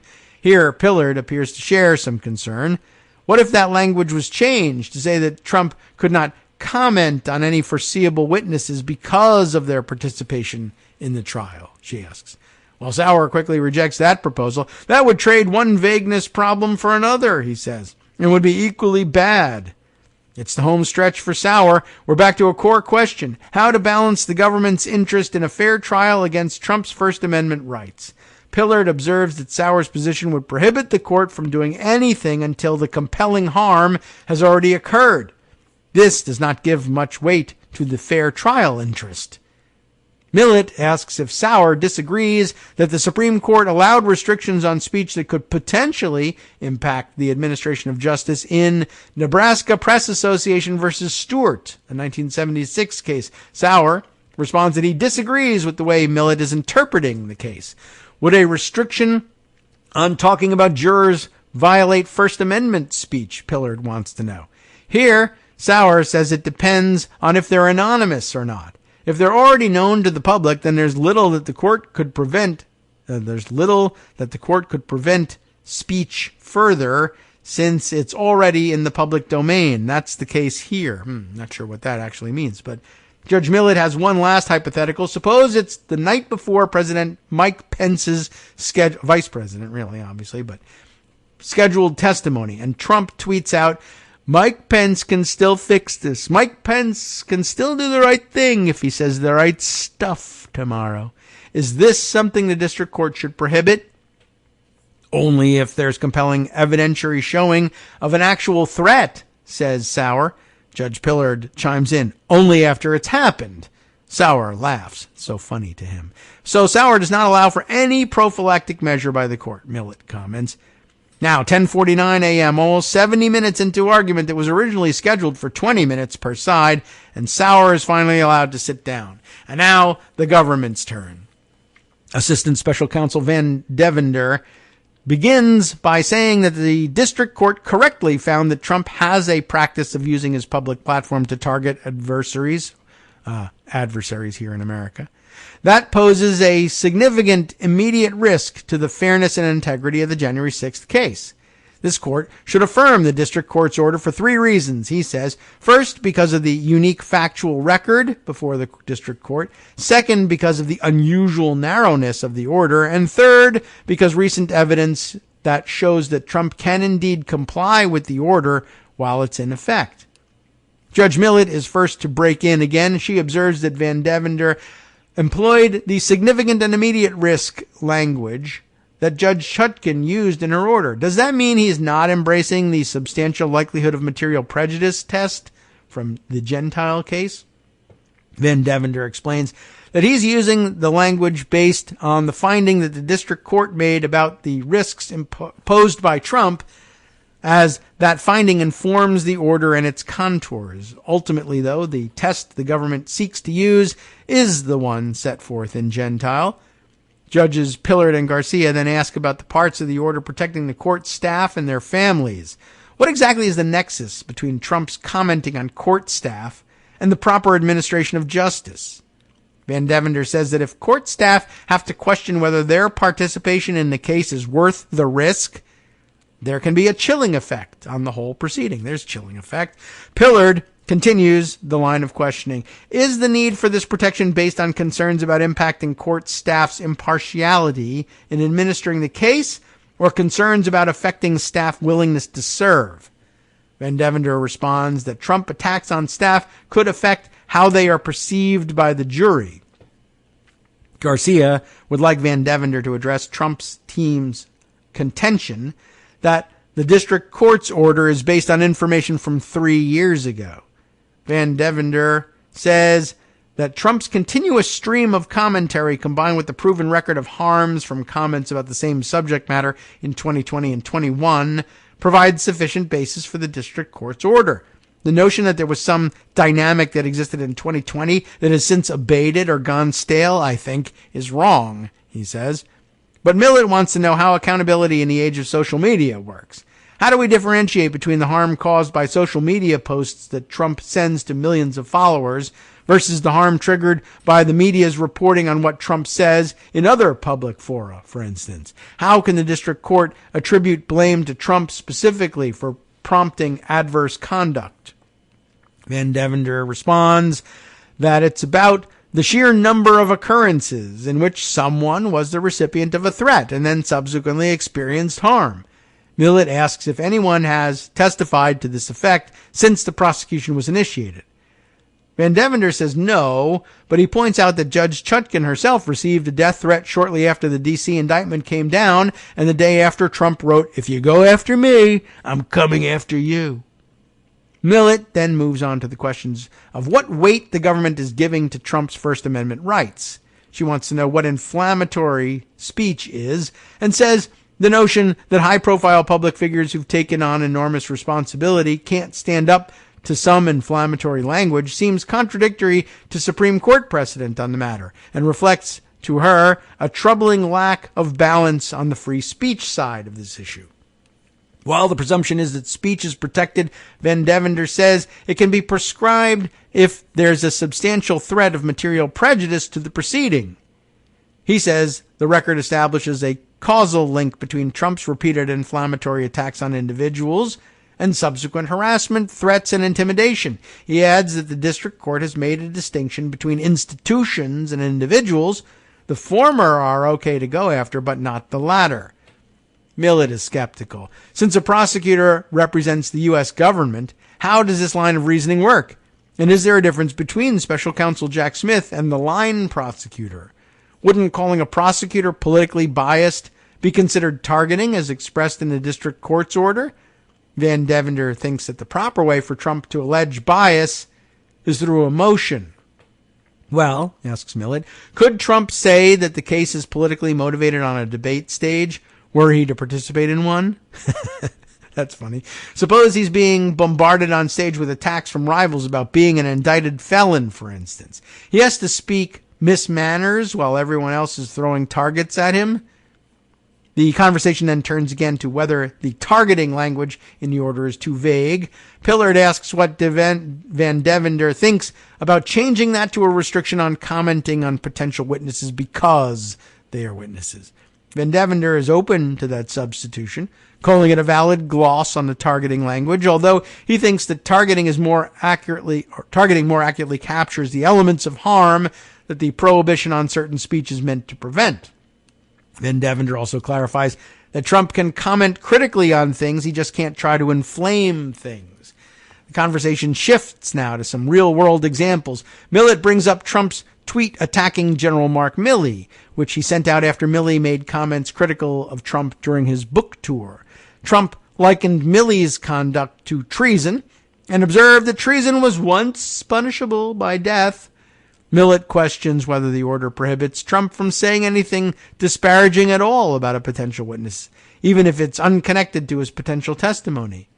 Pillard then expresses skepticism that Trump's comment could really frighten someone like Milley into changing his testimony. Van Devender responds that it's not so much that high-profile, powerful witnesses will change their testimony, but that less powerful witnesses may be cowed or chilled by what they see happening to the high-profile witnesses. Remember, of course, that Trump constantly whines, if they can do this to me, think what they could do to you. He's actually making that argument. Judge Garcia raises the Bill Barr is a slimy liar example. Can Trump say that?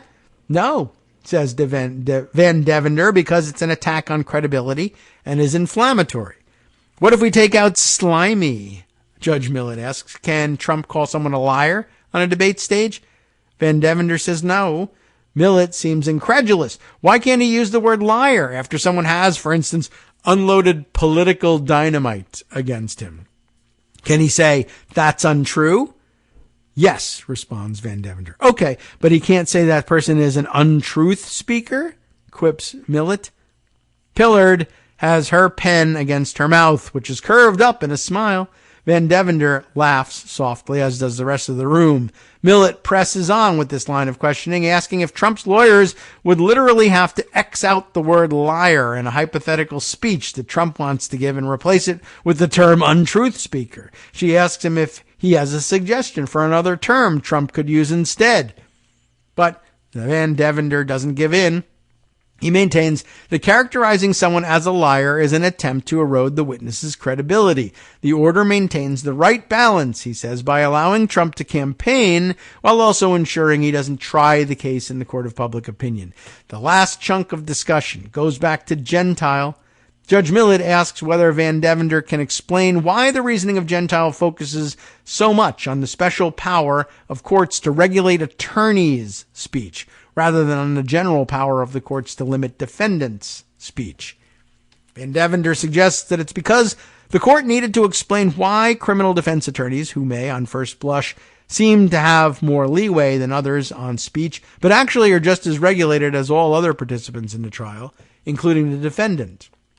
Millett wonders if, for the government to limit speech, there shouldn't be 3 tests for 3 different categories of individuals targeted by the restrictions.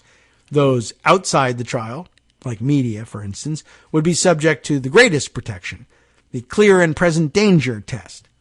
Participants in the trial would be subject to the Gentile standard, the substantial risk of material harm test. And then the criminal defendant, subject to some in-between standard, Why doesn't the U.S. legal system's history of allowing a defendant a vigorous defense give the defendant wide latitude to speak out against the government prosecuting him or her?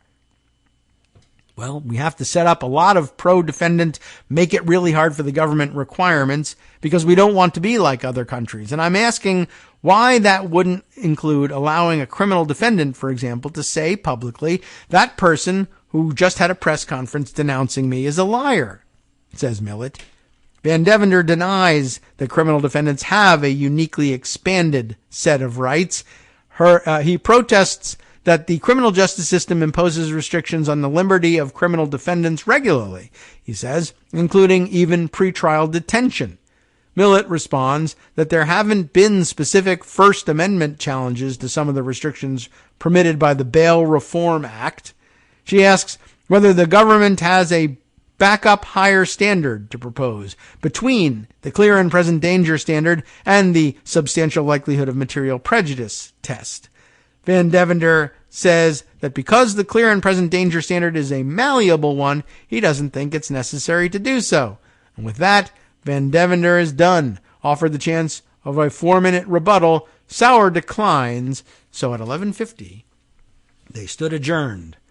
We're adjourned is how they put it in the article here. Okay, that was rather weedy, but it gives you the best digest I've seen so far in 15 minutes or so of what took place over 2 hours and just how complex and hair-splitting these arguments really are. And I know it was difficult to follow. You can read through it if you like. But pretty soon, a ruling will be issued that even more hair-splitting will come to pass on, and whether or not it gets appealed to the Supreme Court, if indeed Trump loses, it probably would be appealed to the Supreme Court. Not certain whether the government would appeal to the Supreme Court if they lost on this question.